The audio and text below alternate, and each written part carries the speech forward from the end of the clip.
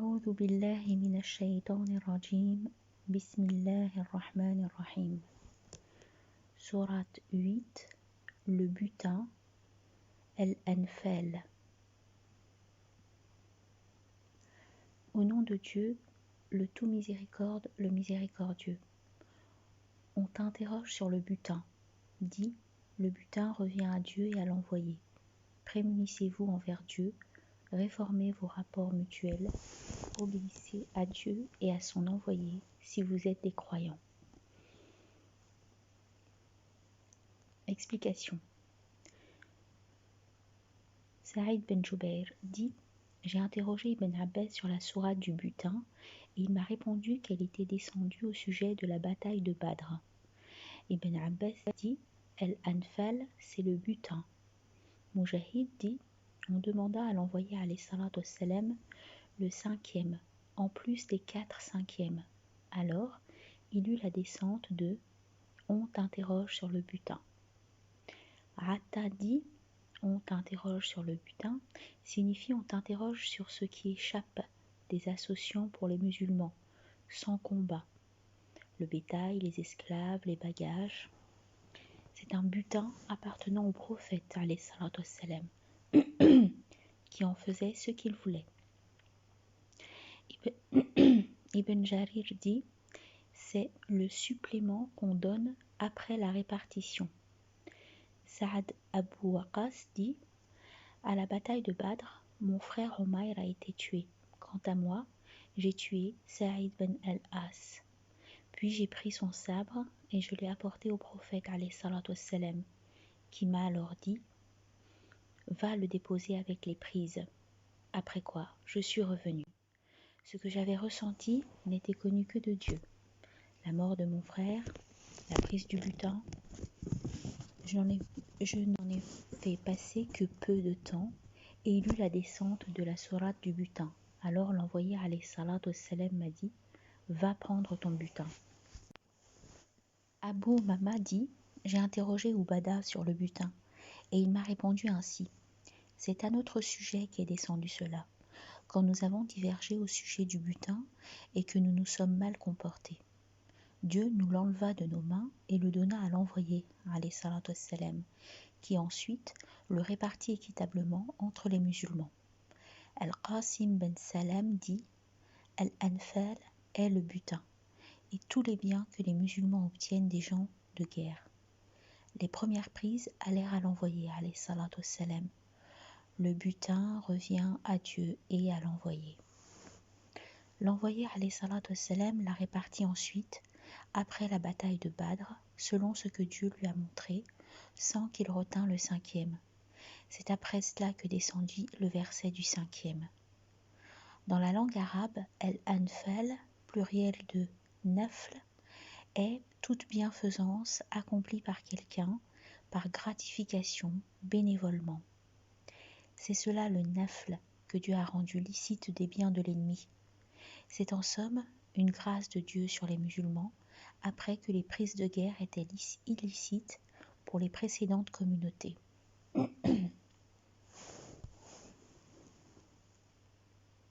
Le prophète alayhi salatu wassalam, rapporte-t-on, a dit « Le butin m'a été rendu licite alors qu'il ne l'a jamais été à personne avant moi. » Le segment « Prémunissez-vous envers Dieu, réformez vos rapports mutuels » signifie « Craignez Dieu, réformez vos relations mutuelles, n'usez pas d'iniquité réciproque, ne vous querellez pas.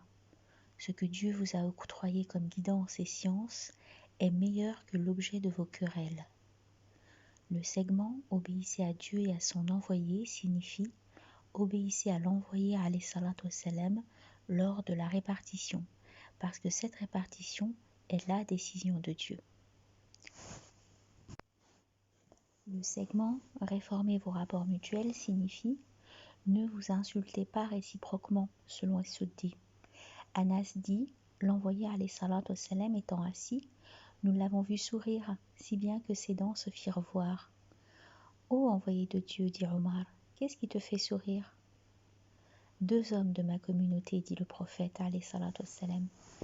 Ils se sont présentés devant le maître de la puissance, le transcendant. L'un d'eux dit Ô Maître, prends pour moi la plainte de mon frère. Donne à ton frère sa doléance, dit Dieu. Ô Maître, dit l'autre, il ne me reste rien de mes actions bonnes. Maître, dit le premier, qu'il porte de mes fardeaux. Là, l'envoyé alayhi salatu wassalam eut les larmes aux yeux, puis dit: ce jour-là est un jour grandiose, un jour où les gens auront besoin de quelqu'un qui portera un peu de leur fardeau. Alors Dieu dit au demandeur: lève ton regard et regarde dans les jardins.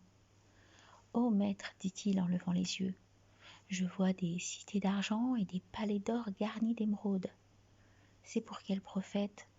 C'est pour quel véridique? C'est pour quel témoin? C'est à celui qui en donne le prix, dit Dieu.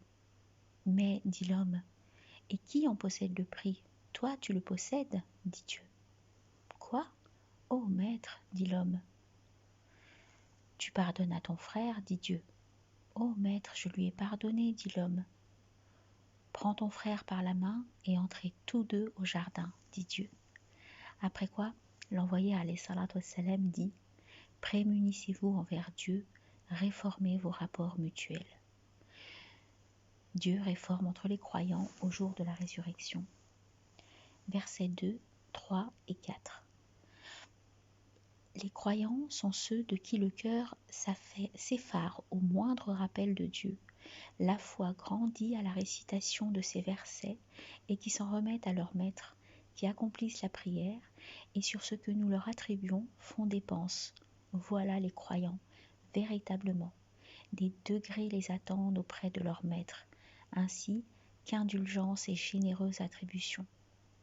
Signification. Mujahid dit: c'est cela qui distingue le véritable croyant.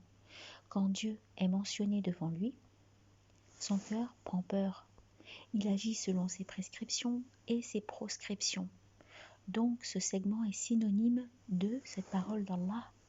Ceux qui, s'ils commettent une turpitude ou font preuve d'iniquité envers eux-mêmes, rappellent Dieu et implorent le pardon de leurs péchés. En revanche, quiconque a craint la séance de son maître a interdit l'âme au patient, le jardin est son asile. Le segment « Les croyants sont ceux de qui le cœur s'effare au moindre rappel de Dieu » signifie « Il s'applique à celui qui s'apprête à commettre une iniquité ou une désobéissance, mais dont le cœur s'effare quand on lui dit « Prémunis-toi envers Dieu » selon As-Suddi. Ad-Darda dit « L'effarement dans le cœur est comme la palme en proie au feu. Ne lui trouves-tu pas un frisson ?» C'est vrai, lui a-t-on dit. Alors si tu trouves cela, invoque Dieu, car l'invocation dissipe cela. Le segment « La foi grandit à la récitation de ces versets » est synonyme de « Eh bien, ceux qui croient, elle les grandit dans la foi, ils s'en épanouissent. » Al-Bukhari et nombre de savants se réfèrent à ce verset pour dire que l'application de cela augmente la foi dans le cœur. Le segment « Et qui s'en remettent à leur maître » signifie « Les croyants ne se tournent qu'à Dieu leur maître dans tout ce qu'ils font ou demandent, car ils savent bien que c'est lui qui décide de tout et est le maître des cieux et de la terre. » Saïd ben Jubayr dit que s'en remettre à Dieu est accumulateur de foi. Le segment « Qui accomplissent la prière et sur ce que nous leur attribuons font dépense » souligne l'importance des actions des croyants après la mention faite sur leur foi. Ces actions englobent tous les types de biens, la prière qui est le droit de Dieu, l'aumône légale, etc. Le segment « Et sur ce que nous leur attribuons font dépense » signifie « Faites dépense sur ce que Dieu vous attribue. Fils d'Adam, ces biens ne sont que des dépôts auprès de toi, et tu es prêt à les quitter, selon Qatada. » Le segment « Des degrés les attendent auprès de leur maître » signifie « Des rangs de considération sont disposés à leur intention dans le jardin. » En preuve cette parole d'Allah, ils différeront auprès de Dieu par le degré, car Dieu, sur ce qu'ils font, est clairvoyant. Le segment ainsi qu'indulgence et généreuse attribution signifie Dieu leur pardonnera les péchés et leur démultipliera leurs actions bonnes. Versets 5, 6, 7, 8. Comme ton maître t'a fait sortir de ta maison avec le vrai, il se trouve une faction de croyants qui répugnent bien sûr. Ils te contestaient sur le vrai après sa manifestation, comme s'ils étaient poussés vers la mort les yeux grands ouverts. Lors, Dieu vous promet l'une des deux troupes. Elle est à vous. Or, vous souhaiteriez que fût à vous celle qui ne peut vous poindre. Mais Dieu veut que le vrai s'avère par ses paroles et anéantir les dénégateurs pour avérer le vrai, dissiper le faux, fût-ce contre le gré des criminels. Signification. Comme vous avez divergé sur le butin et que Dieu vous l'a enlevé pour votre bien, là aussi, quand vous avez répugné la rencontre de l'ennemi Quraishite, Dieu a fait en sorte que cette répugnance aurait pour conséquence le combat lui-même, pour que cela soit une guidance, une victoire et une ouverture. En preuve cette parole d'Allah, il vous est prescrit de combattre bien que vous y répugniez. Aussi bien se peut-il que vous répugniez à une chose et qu'elle soit pour votre bien. L'envoyé alayhi salatu wassalam était sorti de Médine à la tête de 310 hommes avec pour objectif la caravane commerciale dirigée par Abu Sufyan. Cette caravane revenait de Syrie chargée de marchandises. Alors Dieu fit rencontrer les musulmans avec les dénégateurs de Quraysh sans rendez-vous pris préalablement. Dieu voulut bien que les choses se passeraient ainsi pour porter haut la cause des musulmans. Donc, quand l'envoyé alayhi salatu wassalam avait reçu l'information de la sortie des guerriers Qurayshites, Dieu lui révéla qu'il lui promettait l'une des deux troupes, c'est-à-dire soit la caravane, soit la troupe armée venant à la rescousse. Alors que la plupart des musulmans voulaient les chameaux qui étaient une proie facile. En preuve cette parole d'Allah, « Or, vous souhaiteriez que fût à vous celle qui ne peut vous poindre. » Ibn Abu Hatim dit, l'envoyé alayhi salatu wassalam sortit pour Badr, et à Ar-Rawha, il dit aux gens, qu'est-ce que vous voyez? Abu Bakr dit, ô envoyé de Dieu, il nous est parvenu qu'ils sont à tel endroit puis à tel endroit. Alors il dit aux gens, qu'est-ce que vous voyez? Là, Sa'd ben Mu'adh dit, ô envoyé de Dieu, c'est nous que tu vises? Par celui qui t'a honoré par la descente du livre sur toi, je n'ai jamais pris cette route et je n'en ai aucune connaissance. Même si tu la prends jusqu'à atteindre Birak el-Gamad, sûr que nous marcherons avec toi. On ne sera pas comme ceux qui avaient dit à Moïse, vas-y, toi et ton maître, combattez tous deux. Quant à nous, c'est ici que nous restons. Alors vas-y, toi et ton maître, et combattez tous deux. On est des combattants avec vous. Peut-être que tu es sorti pour une chose, puis Dieu a décidé autre chose pour toi.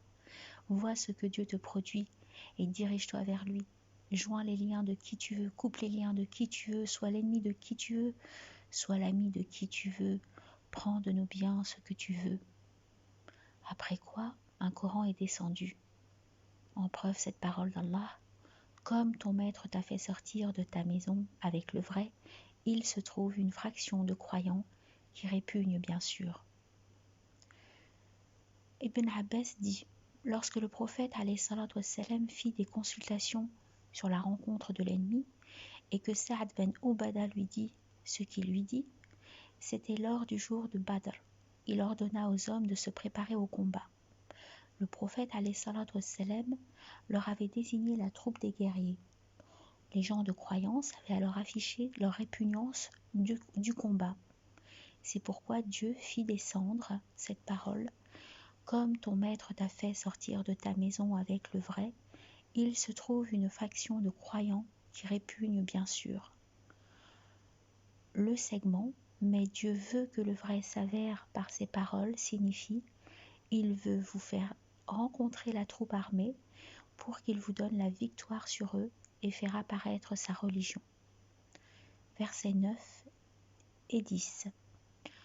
Lors vous appelez votre maître au secours, il vous exauce, moi je vais vous conforter de 1000 anges, ce faisant suite.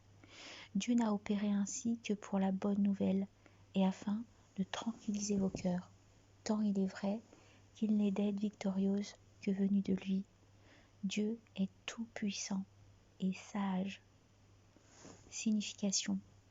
À Badr, avant la bataille, quand le prophète ﷺ regarda en direction des asociants, il remarqua que leur nombre dépassait le millier. Lui et ses compagnons, ils étaient alors un peu plus de 300. Il fit face à la Qibla, sa cape sur les épaules, et se mit à invoquer. Mon Dieu, réalise-moi ce que tu m'as promis. Mon Dieu, si tu faisais perdre ce groupe d'entre les gens de l'islam, jamais tu ne serais adoré sur la terre. Le prophète ﷺ était resté ainsi, invoquer le secours de son maître, si bien que sa cape lui était tombée des épaules. C'est Abu Bakr qui se rapprocha de lui, prit la cape et la remit sur les épaules du prophète ﷺ. Il resta derrière lui pour dire ensuite: Ô prophète de Dieu, ton adjuration pour ton maître t'est suffisante. Il va te réaliser ce qu'il t'a promis. Après cela, Dieu fit descendre cette parole. Lors vous appelez votre maître au secours, il vous exauce. Moi, je vais vous conforter de 1000 anges, ce faisant suite. Ce jour-là, les deux troupes s'étaient effectivement rencontrées, et Dieu avait vaincu alors les associants. Ces derniers avaient eu dans leur rang 70 tués et autant de captifs. Ibn Abbas dit: à Badr, le prophète ﷺ a dit: Mon Dieu, je te demande ton pacte, ta promesse.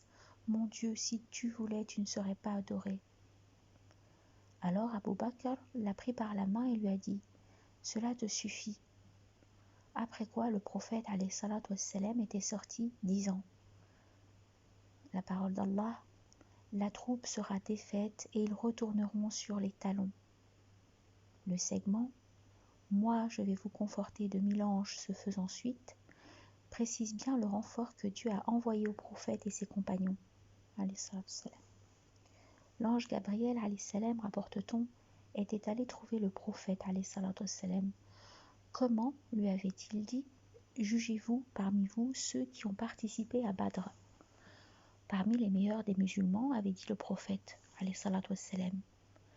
Ainsi en est-il pour les anges qui ont assisté à Badr. Le segment Dieu n'a opéré ainsi que pour la bonne nouvelle signifie: l'envoi des anges n'a été que pour la bonne nouvelle, pour tranquilliser aussi le cœur des musulmans. Dieu était capable de leur donner la victoire sur les Qurayshites. C'est pourquoi Dieu dit ensuite cette parole: tant il est vrai qu'il n'est d'aide victorieuse que venue de lui.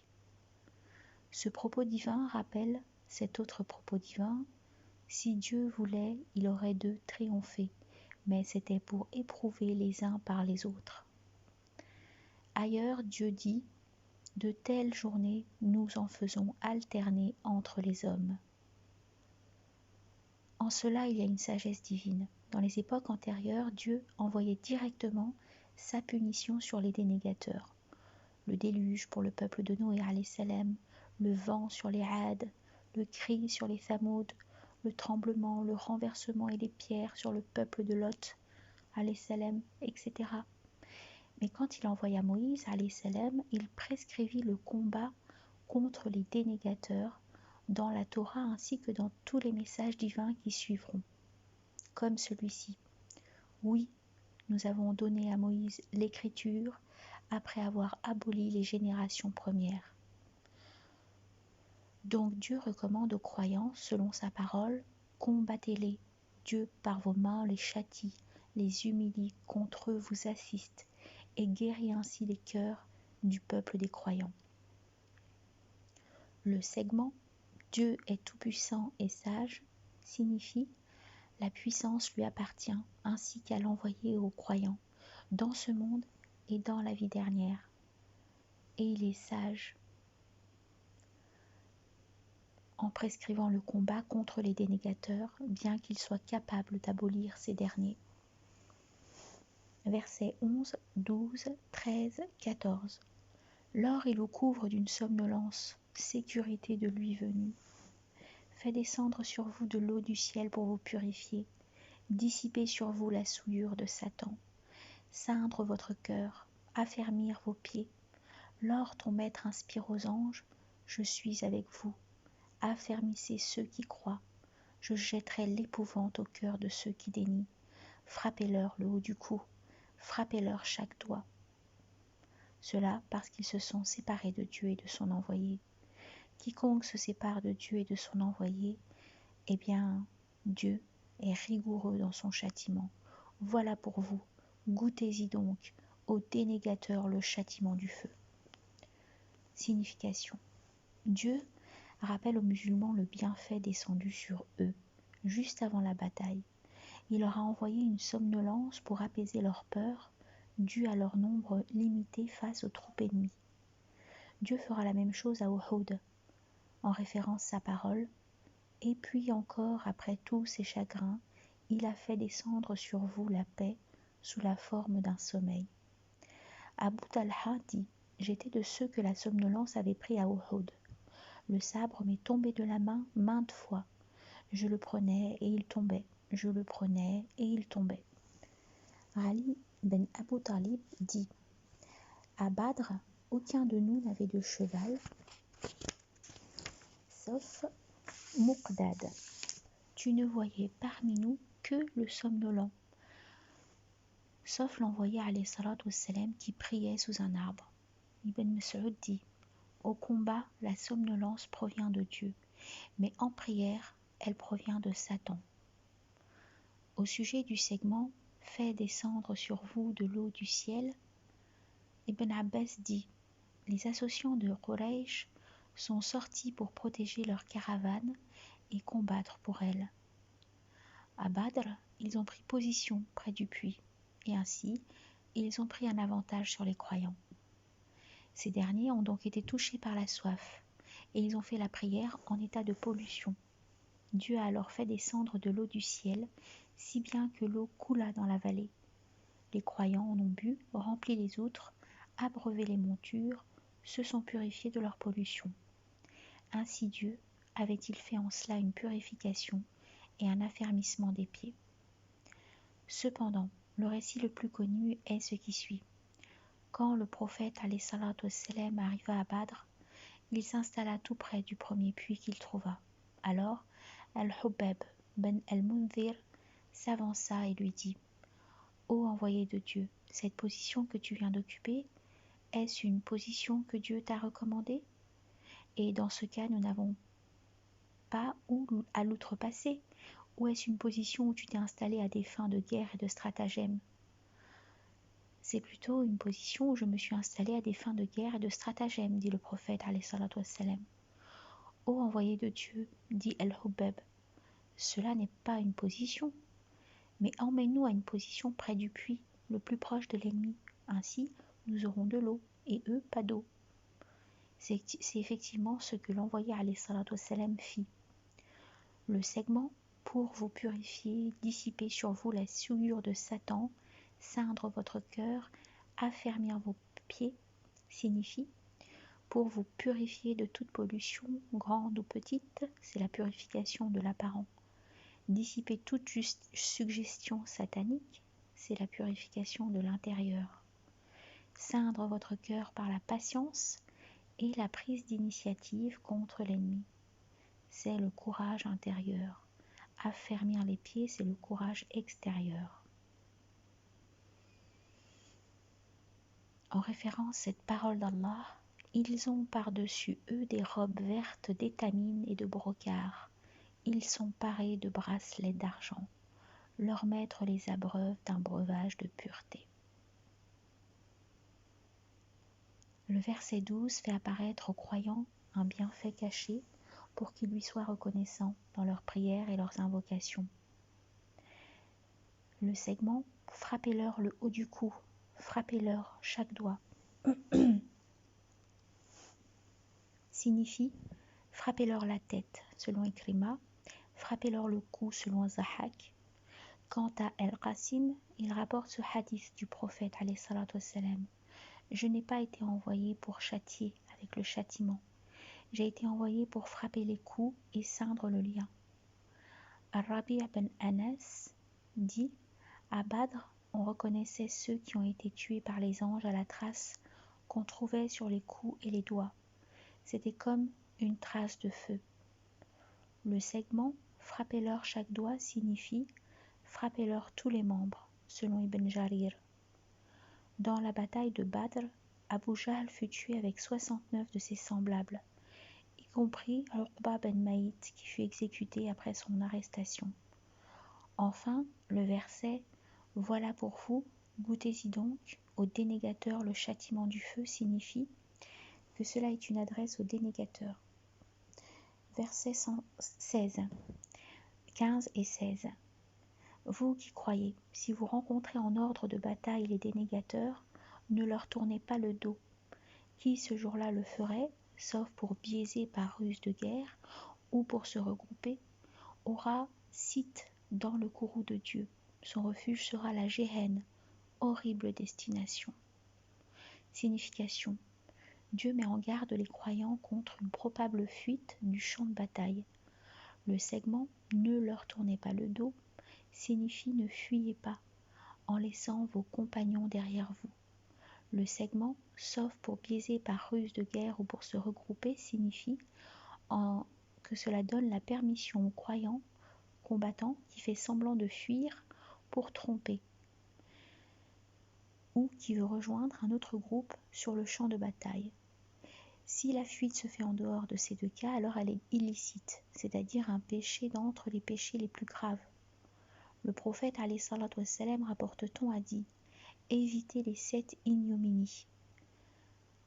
Associer autrui à Dieu, la magie, tuer sans droit l'âme que Dieu protège par un interdit, manger l'usure, manger le bien de l'orphelin, tourner les talons sur le champ de bataille, accuser les préservées insouciantes et croyantes. » C'est pourquoi le verset 16 se termine par « Il aura site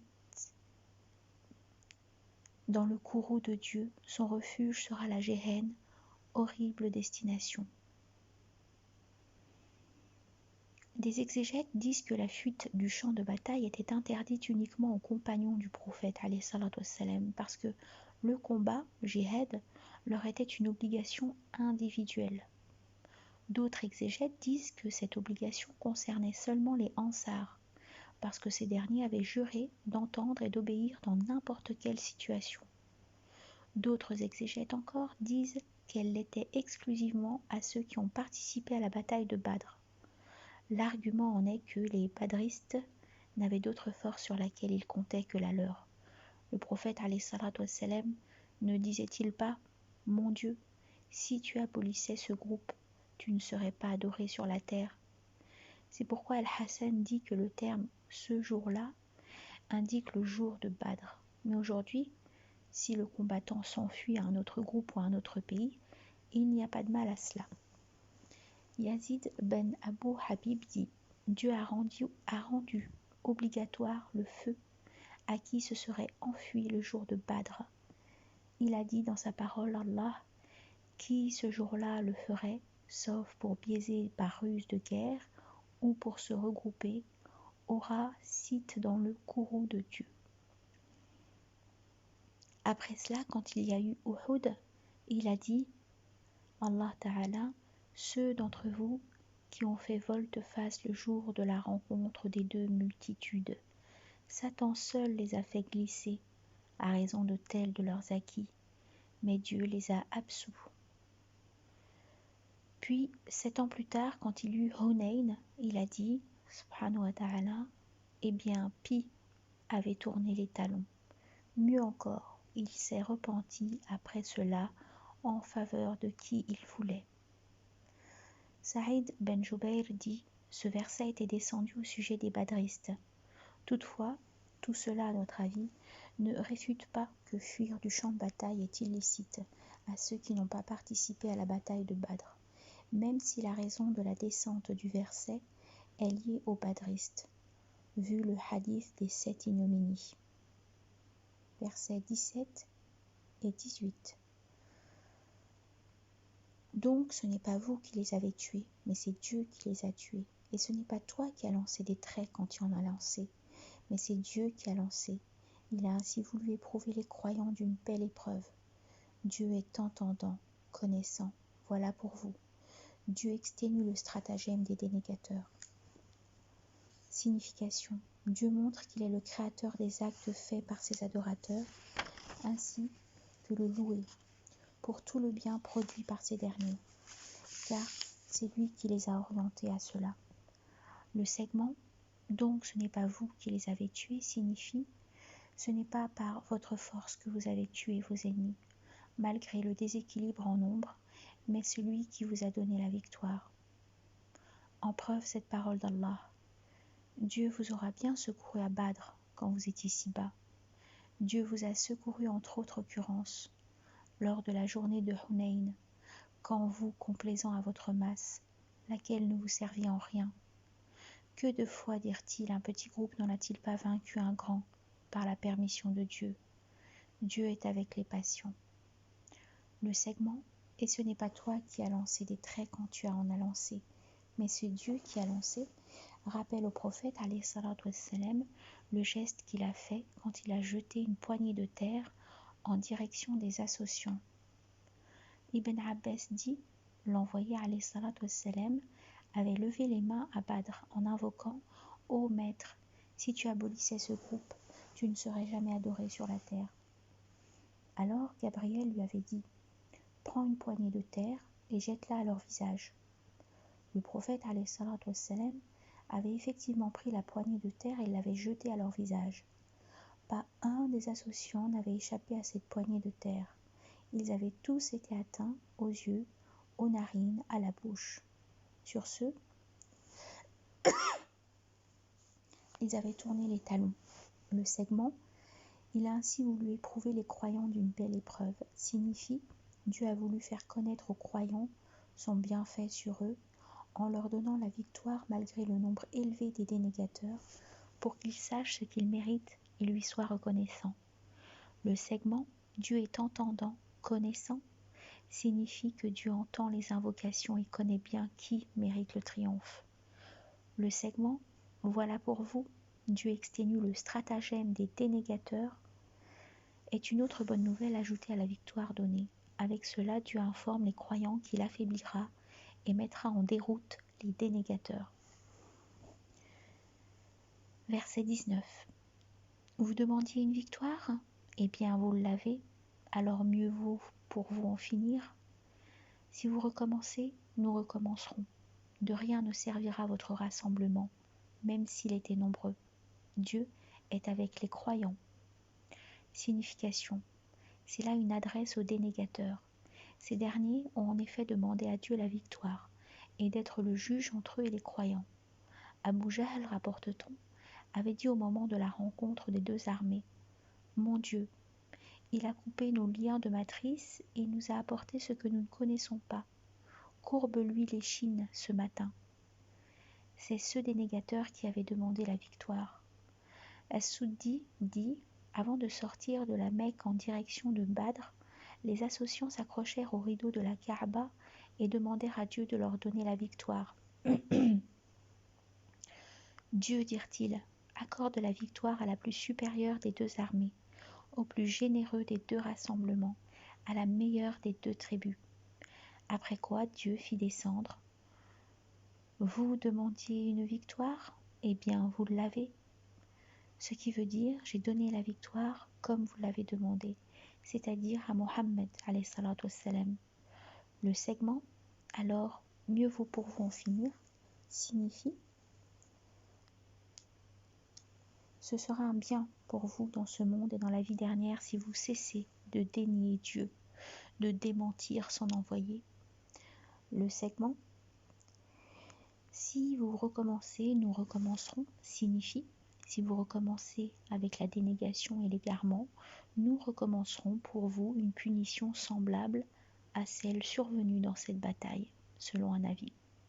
Si vous recommencez à demander la victoire, nous la redonnerons à Mohammed alayhi salatu wassalam, selon As-Suddi.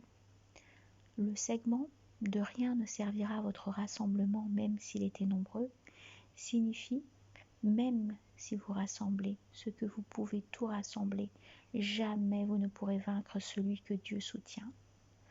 Le segment Dieu est avec les croyants signifie Dieu est avec le parti du prophète alayhi salatu wassalam. Versets 20, 21, 22, 23. Vous qui croyez, obéissez à Dieu et à son envoyé. Ne tournez pas le dos à lui du moment que vous entendez. Ne soyez pas non plus pareils à ceux qui dirent « Nous entendons » alors qu'ils n'entendaient pas. Les pires des bêtes au regard de Dieu sont bien les sourds, les sourdes, les muettes, qui de raison sont incapables. Si Dieu avait reconnu en eux quelque bien, il leur aurait accordé d'entendre. Et même s'il leur avait donné cette aptitude, ils auraient tourné le dos, tout en étant opposés. Signification. Dieu recommande à ses adorateurs de lui obéir ainsi qu'à son envoyé, alayhi salatu wassalam, leur proscrit de le contredire, de se comporter comme les dénégateurs. Le segment « Ne tournez pas le dos à lui du moment que vous entendez » signifie « Ne négligez pas ses obéissances, ses prescriptions, ses proscriptions après avoir su qu'il vous y a appelé. » Le segment « Ne soyez pas non plus pareil à ceux qui dirent « Nous entendons » alors qu'ils n'entendaient pas » fait allusion aux associants, selon Ibn Jarir, et aux hypocrites, selon Ibn Ishaq. Le verset « Les pires des bêtes au regard de Dieu sont bien les sourdes, les muettes qui, de raison, sont incapables » désigne des humains qui n'entendent pas le vrai, ne le comprennent pas non plus. Ceux-là sont les plus vils des créés. Chaque animal, selon sa création, est obéissant à Dieu. Mais ceux-là,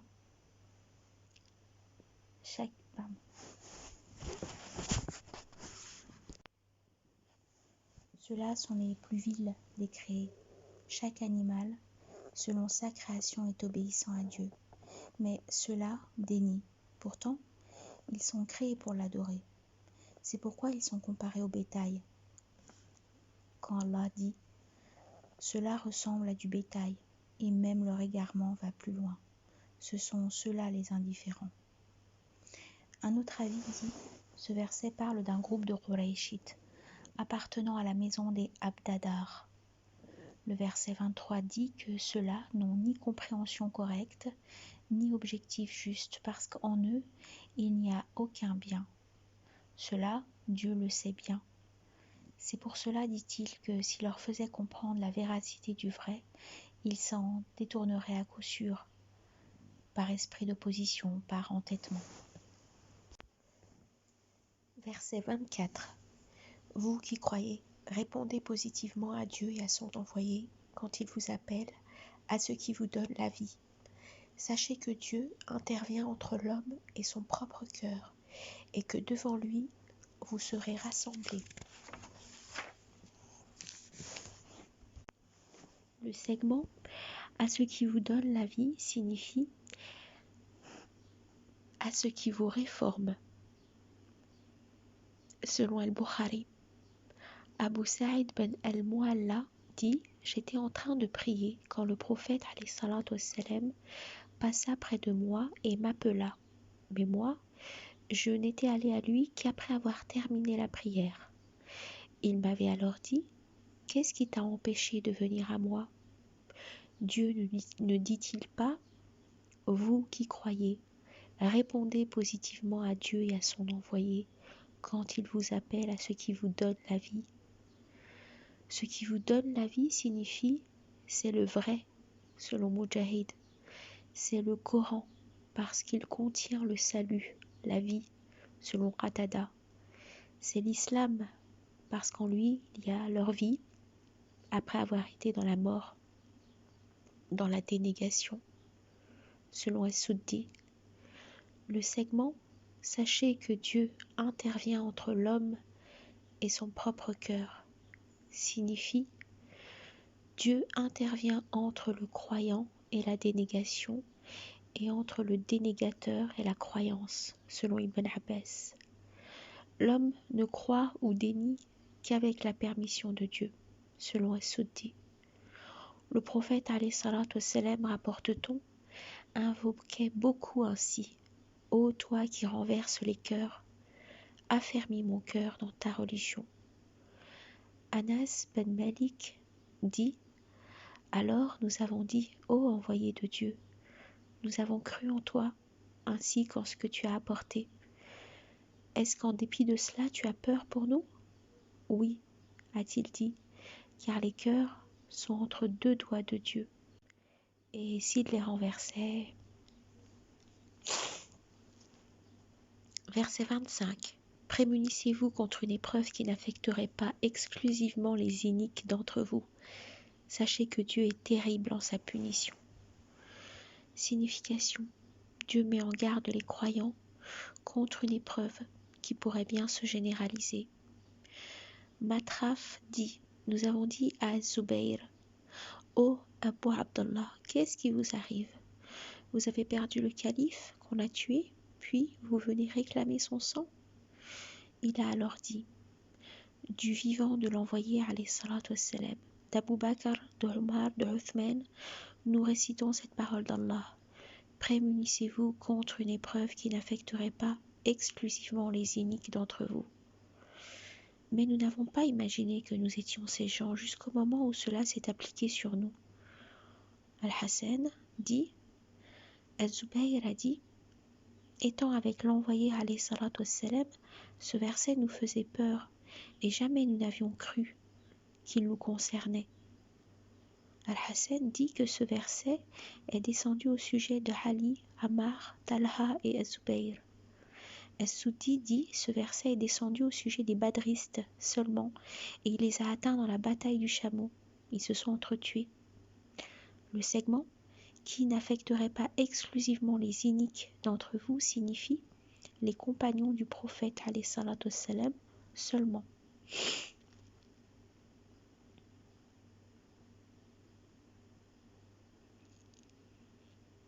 Selon Ibn Abbas. Ibn Abbas dit encore: Dieu a ordonné aux croyants de ne pas reconnaître le blâmable parmi eux, sinon il les atteindrait tous par un châtiment. Mujahid dit: ce verset vous concerne aussi. Le prophète alayhi salatu wassalam, rapporte-t-on, a dit: Dieu ne châtie la totalité pour les actions d'une partie que lorsqu'il voit le blâmable parmi eux, en étant capable de le désavouer sans pour autant le désavouer. S'ils agissent ainsi, Dieu châtie, et la partie et la totalité.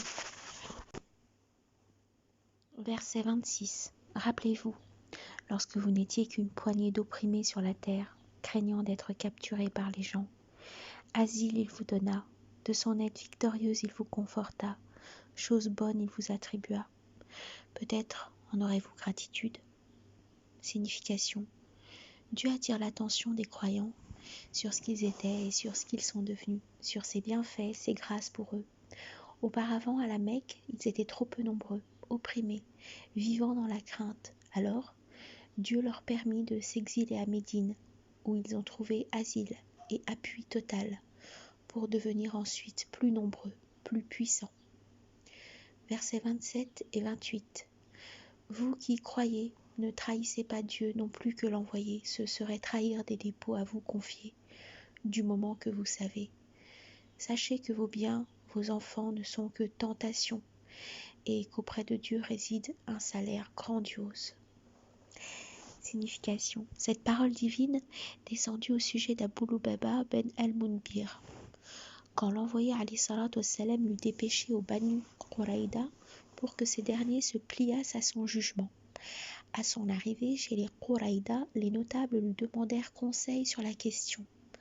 Abu Lubaba leur donna effectivement conseil en leur faisant signe de la main sur la gorge, ce qui veut dire qu'ils allaient être égorgés. Puis il se rendit compte qu'il venait de trahir Dieu et son envoyé. Il jura alors de ne goûter à rien jusqu'à mourir ou être pardonné par Dieu. Il s'en alla à la mosquée de Médine et là, il se ligota 9 jours à un mât, si bien qu'il tomba évanoui sous l'effet de la fatigue. Il était resté ainsi ligoté jusqu'à la descente du pardon de Dieu. Selon l'ensemble des savants, cette parole divine est aussi de portée générale, car la prise en compte de la généralité l'emporte sur le cas précis de la descente. Ainsi, la trahison se généralise-t-elle à tous les péchés, les plus graves et les moins graves. Le segment, ce serait trahir les dépôts à vous confiés, parle des actions divines prescrites à ses adorateurs selon Ibn Abbas. Donc ils ne doivent pas les violer. Ibn Abbas dit encore, ne trahissez pas Dieu, non plus que son envoyé par la négligence de sa sunna et le fait de commettre les désobéissances. As-Soudi dit, s'ils trahissent Dieu et son envoyé, ils trahissent en même temps leur dépôt à eux. Ibn Zayd dit, il vous interdit de trahir Dieu et l'envoyé, à l'instar des hypocrites. Le verset 28, vos biens et vos enfants sont une épreuve pour vous. Si Dieu vous les donne, c'est pour savoir si vous lui serez reconnaissant, obéissant, qui reçoivent bien l'édification. En prouve cette parole d'Allah, nous vous tentons par le malheur comme par le bonheur.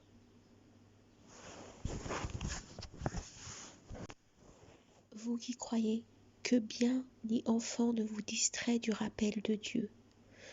Le segment et qu'auprès de Dieu réside un salaire grandiose signifie ses dons, ses grâces, ses attributions sont beaucoup mieux pour vous que les biens et les richesses. Verset 29. Vous qui croyez, si vous vous prémunissez envers Dieu, il établira pour vous une distinction, couvrira vos actions mauvaises, vous pardonnera. Dieu est maître de la grâce infinie. Signification. La distinction, c'est l'issue dans ce monde et dans la vie dernière. Ajoute Mujahid. Un salut, des appuis, selon Ibn Abbas. Une démarcation entre le vrai et le faux, selon Ibn Ishaq. Ce dernier avis est plus générique, car il présuppose tous les précédents. Donc, celui qui se prémunit envers Dieu, en se conformant à ses prescriptions, ses proscriptions, parviendra à distinguer le vrai du faux. Ainsi, cela sera la cause de sa réussite, de son salut, de sa sortie victorieuse de cette vie pour le bonheur qui l'attend dans la demeure dernière. En preuve la parole d'Allah, vous qui croyez, prémunissez-vous envers Dieu et croyez à son envoyé, qu'il vous accorde double part de sa miséricorde, qu'il vous dote d'une lumière grâce à laquelle vous avanciez, qu'il vous témoigne son indulgence. Dieu est toute indulgence, miséricordieux. Verset 30. Lors les dénégateurs usent contre toi de stratagèmes pour t'arrêter, te tuer ou te bannir. Ils usent de leurs stratagèmes, mais Dieu use des siens. Dieu est le plus fort en stratagèmes. L'expression pour t'arrêter signifie pour te ligoter, selon Ibn Abbas, Mujahid, Qatada, pour t'emprisonner, selon Atta ben Zayd, pour t'emprisonner et te ligoter, selon As-Suddi. Ubayd ben Umayr dit, quand ils ont comploté contre le prophète wassalam, pour l'arrêter ou le tuer ou le bannir, son oncle Abu Talib lui a dit, sais-tu ce qu'ils complotent contre toi? Ils veulent m'emprisonner, a-t-il dit, ou me tuer ou me bannir. Qui t'a informé de cela? Mon maître. Oui, le maître est ton maître. Veuille du bien pour lui. Moi, vouloir du bien pour lui, c'est lui qui me veut du bien. Après quoi il eut la descente de cette parole d'Allah, lors les dénégateurs usent contre toi jusque en stratagème. Ibn Abbas dit, un groupe de notables Qurayshites issus de toutes les tribus allèrent se réunir à Dar al-Nadwa. À l'entrée, Iblis vint à leur rencontre, dans la forme d'un vieillard vénérable. « Qui es-tu » lui demandèrent-ils. « Un vieillard des habitants de Najd, dit-il. J'ai entendu que vous allez vous réunir, alors j'ai voulu assister avec vous. Mon opinion ainsi que mon conseil ne vous fera pas de mal. » « Oui, dirent-ils, entre. » Il entra effectivement. Examinez le sujet de cet homme, dit-il. Par Dieu, il est sur le point de prendre de l'élan avec sa cause, au détriment de la vôtre. Immobilisez-le avec une corde, dit l'un des notables, et attendez les vicissitudes du temps, jusqu'à ce qu'il soit anéanti, comme ont été anéantis avant lui des poètes tels que Zuhair et An-Nabira. Par Dieu, s'écria l'ennemi de Dieu, ce n'est pas là un avis. Par Dieu, son maître le fera sortir de son emprisonnement pour ses compagnons. Et puis ses compagnons ne failleront pas à le libérer de vos mains et le défendront. Et alors, qu'est-ce qui vous garantira qu'ils ne vous banniront pas de votre pays? Le vieillard dit juste, se dirent les notables. Examinez autre chose. Bannissez-le de votre pays, dit donc un autre notable, et ainsi vous serez tranquille. S'il est banni, ce qu'il fera ne vous sera pas nuisible. Par Dieu, dit le vieillard Najdid, ce n'est pas là un avis. Ne voyez-vous pas donc la saveur de sa parole, l'aisance de sa langue, les cœurs épris quand on entend son discours? Par Dieu, si vous faites cela, les Arabes iront à lui et s'uniront autour de lui, et alors il reviendra pour vous bannir de votre pays et tuer vos notables. Par Dieu, il dit vrai, se dirent-ils. Examinez autre chose. Là, Abu Jahl dit, par Dieu, je vais vous suggérer une idée que, comme je vois, vous n'avez pas encore distingué une idée à laquelle je ne vois pas une autre. Quelle est cette idée? Demanda-t-on alors. Vous prenez, dit-il, de chaque tribu un jeune homme, d'une maison noble. Puis, on donne un sabre tranchant à chaque jeune homme, et ils le frapperont tous d'un seul coup, à la façon du coup d'un seul homme. Les jeunes hommes le tuant ainsi, son sang sera réparti entre les tribus. Et alors, je ne crois pas que cette tribu, qu'est celle des Banu Hashim, soit capable de faire la guerre à tous les Qurayshites. Quand ils constateront cela, ils accepteront ce qui est raisonnable. Quant à nous, nous serons tranquilles, puisque nous aurons décapité sa nuisance. Sur ce, le vieillard Najdid dit « Par Dieu, voilà l'avis. Je ne vois pas de meilleur. » Unanimité acquise pour cet avis, les notables se séparèrent. Gabriel salam alla trouver le prophète salam et lui ordonna de ne pas passer la nuit chez lui. Il l'avait informé sur le stratagème des notables. L'envoyé salam ne passa pas en effet la nuit chez lui. Dieu lui avait permis de sortir. Puis il fit descendre sur le prophète salam la sourate du butin, où il cite ses bienfaits entre autres. Entre autres cette parole d'Allah, lors les dénégateurs usent contre toi jusque en stratagème. Au sujet de leurs propos, nous n'avons qu'à épier sur lui l'outrage du temps. Dieu fit descendre cette parole. Vont-ils dire, c'est un poète? Nous n'avions qu'à épier sur lui l'outrage du temps. Ibn Ishaq dit, Gabriel salam vint trouver le prophète. Gabriel salam vint trouver le prophète salam et lui ordonna de ne pas passer la nuit chez lui. Le prophète salam appela alors à Ali ibn Abu Talib an, et lui ordonna de coucher à sa place. C'est ce qu'Ali avait fait. L'envoyé salam était sorti devant le groupe des Qurayshites qui surveillaient l'entrée de sa maison. En sortant, il avait à la main une poignée de terre. En passant près d'eux, il en jetait sur la tête de chacun des surveillants. Dieu leur avait pris le regard lors du passage de son envoyé salam, qui récitait à ce moment-là la parole d'Allah, Yassine, par le Coran péremptoire, jusqu'à et les occultons de sorte qu'ils ne distinguent plus rien. Ibn Abbas dit, tout homme touché par cette poussière-là fut tué dénégateur à Badr. Versets 31, 32, 33. Quand on leur récite nos versets, ils disent, nous en avons déjà entendu. Si nous voulions, nous en prononcerions de pareils. Ce n'est là que fable d'anciens. Lors ils ont dit, notre Dieu, si c'est bien là une vérité venant de toi, eh bien, fais pleuvoir sur nous des pierres du ciel, ou envoie sur nous un châtiment douloureux.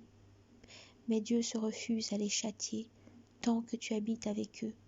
Dieu ne veut pas se faire celui qui les châtie alors qu'ils implorent son pardon. Signification. Dieu informe sur la dénégation, la rébellion, l'entêtement des Qurayshites, ainsi que sur leur accusation de faux adressée au verset coranique. Il disait, selon la parole d'Allah, « Nous en avons déjà entendu, si nous voulions nous en prononcerions de pareils. Ce n'est là que fable d'anciens. » Mais ce n'était là que des dires jamais suivis d'actes, parce qu'ils ne purent à aucun moment relever le défi de donner la moindre sourate semblable. Selon l'exégèse, celui qui avait tenu ce propos s'appelle An-Nadhr ben al-Harith. Ce maudit était en voyage en Perse où il prit connaissance de l'histoire du pays, de leurs rois tels que Rostam et Asfandiyar. À son retour à la Mecque, il trouva que le prophète alayhi salatu wassalam avait été déjà envoyé. Remarquant que le prophète alayhi salatu wassalam récitait le Coran aux gens, ce dénégateur le remplaçait quand le prophète alayhi salatu wassalam se retirait et se mettait à leur raconter les récits des Persans. Quand il terminait, il concluait ainsi: « Je vous conjure, qui est le meilleur narrateur, Mohammed ou moi ?» Et quand on le captura à Badr, avec l'aide de Dieu, le prophète alayhi salatu wassalam ordonna son exécution. C'est Al-Muqdad ben Al-Aswad qui l'avait capturé. Ainsi donc, le segment « Ce n'est là que fable d'anciens » veut dire selon ce maudit que le prophète alayhi salatu wassalam usait, s'inspirait des histoires de ces derniers pour les raconter aux gens. Mais cela n'est que mensonge de dénégateur puisque Dieu en donne l'information dans sa parole. Ils ont encore dit fable d'anciens. Il les consigne sous dictée au commencement et à la chute du jour. Dit, il l'a fait descendre celui qui connaît le secret des cieux et de la terre. Il est tout pardon, miséricordieux. Le segment Notre Dieu. Si c'est bien là une vérité venant de toi, eh bien, fais pleuvoir sur nous des pierres du ciel ou envoie sur nous un châtiment douloureux. Signifie, cela montre bien où en était arrivée l'ignorance des Qurayshites ainsi que leur entêtement et leur démenti. En preuve cette parole d'Allah. Il te presse d'avancer le châtiment, n'y eût-il un délai fixé que le châtiment les aurait déjà frappés. Ils ont dit, Maître, presse pour nous notre écrit avant même le jour du jugement. D'aucuns souhaitent l'échéance d'un châtiment. La même chose avait été dite par les ignorants des communautés précédentes comme le peuple de Shuaïb en référence à cette parole d'Allah. Fais donc tomber sur nous des pans du ciel si tu es véridique. Par ailleurs, selon Anas ibn Malik, Abu Jahl ben Hisham dit, en référence à cette parole d'Allah, Notre Dieu, si c'est bien là une vérité venant de toi, eh bien fais pleuvoir sur nous des pierres du ciel, ou envoie sur nous un châtiment douloureux.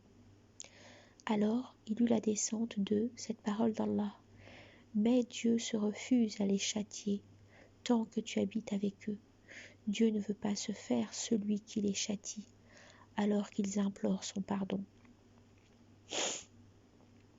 En revanche, selon Ibn Abbas, c'est An-Nadhr ben al-Harith qui avait dit cela et qu'ensuite Dieu fit descendre. D'aucuns souhaitent l'échéance d'un châtiment. Les dénégateurs le subiront sans que nul puisse le conjurer. Au sujet du verset 33, Ibn Abbas dit « Les associants faisaient les tournées de la maison en disant « À ton service, mon Dieu, à ton service, toi qui n'as pas d'associé, hormis l'associé que tu as, celui que tu possèdes ainsi ce qu'il possède. » Il disait aussi « J'implore ton pardon, j'implore ton pardon. » C'est pourquoi Dieu avait fait descendre cette parole, mais Dieu se refuse à les châtier tant que tu habites avec eux. Ibn Abbas dit encore à propos des Qurayshites, il y avait en leur faveur deux immunités. le prophète, alayhi salatu wassalam, et l'imploration du pardon. Le prophète, alayhi salatu wassalam, rapporte-t-on, a dit: Dieu a fait descendre sur moi 2 immunités pour ma communauté. En référence à cette parole d'Allah, mais Dieu se refuse à les châtier tant que tu habites avec eux, et Dieu ne veut pas se faire celui qui les châtie alors qu'ils implorent son pardon. Quand je passerai, j'aurai laissé parmi eux l'imploration du pardon jusqu'au jour de la résurrection. Versets 34 et 35. Et qu'est-ce qu'ils ont pour que Dieu ne les châtie pas? Ils interceptent l'approche de la mosquée sacrée, et cela sans être les préposés, car ces préposés ne peuvent être que ceux qui se prémunissent. Mais la plupart d'entre eux l'ignorent. Leur prière devant la maison ne consiste qu'en sifflements et battements de mains.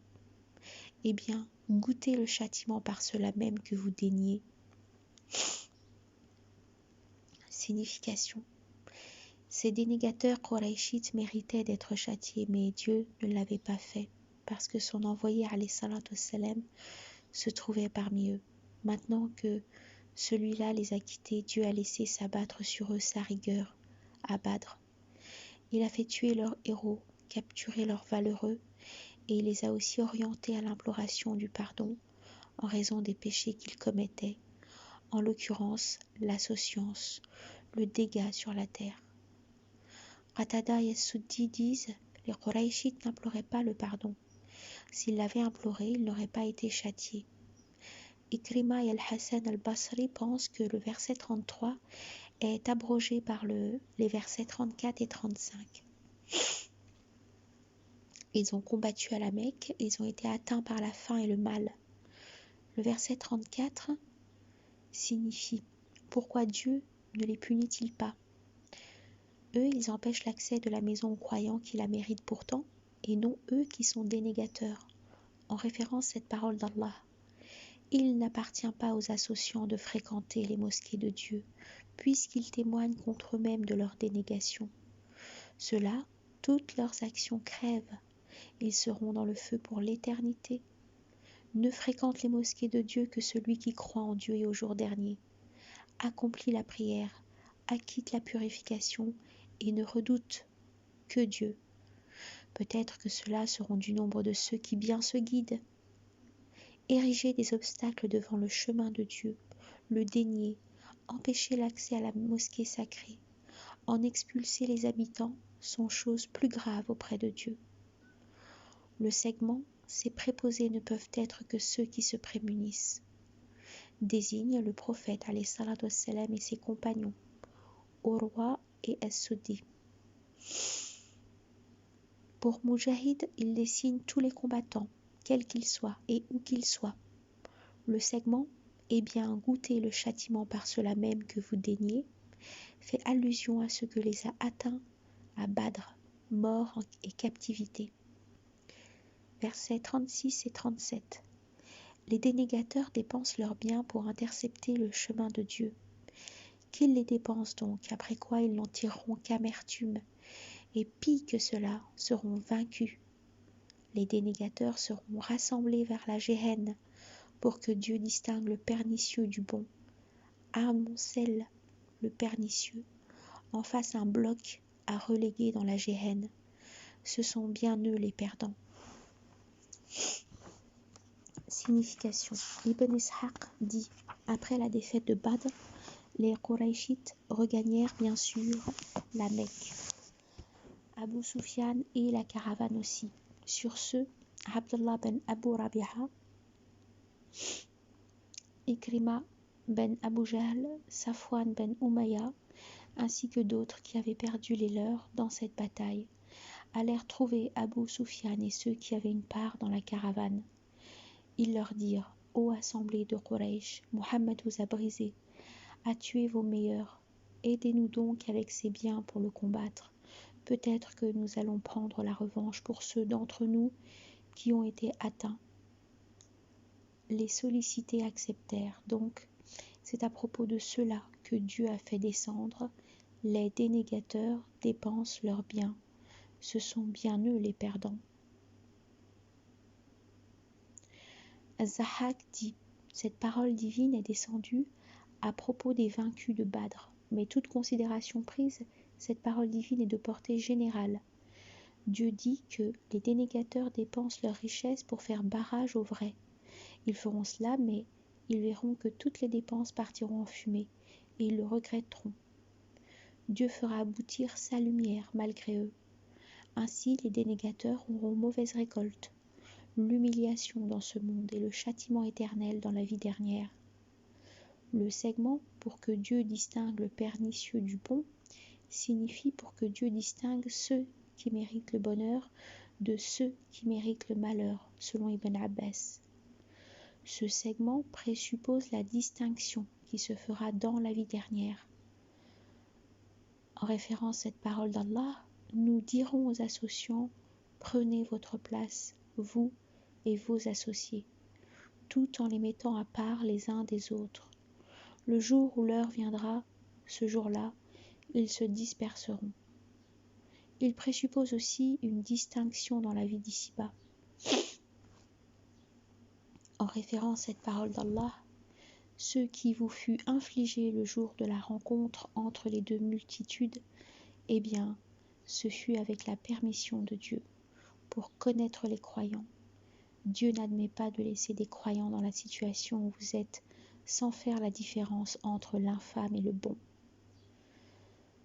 Versets 38 et 40 dit aux dénégateurs que s'ils en finissent, il leur sera pardonné les méfaits antérieurs. S'ils recommencent, eh bien, la loi des anciens est déjà passée. Ainsi donc, faites-leur la guerre jusqu'à ce qu'il n'y ait plus de trouble et que la religion soit rendue à Dieu. S'ils en finissent, Dieu voit clair sur leurs actions. S'ils tournent le dos, sachez que Dieu est votre maître.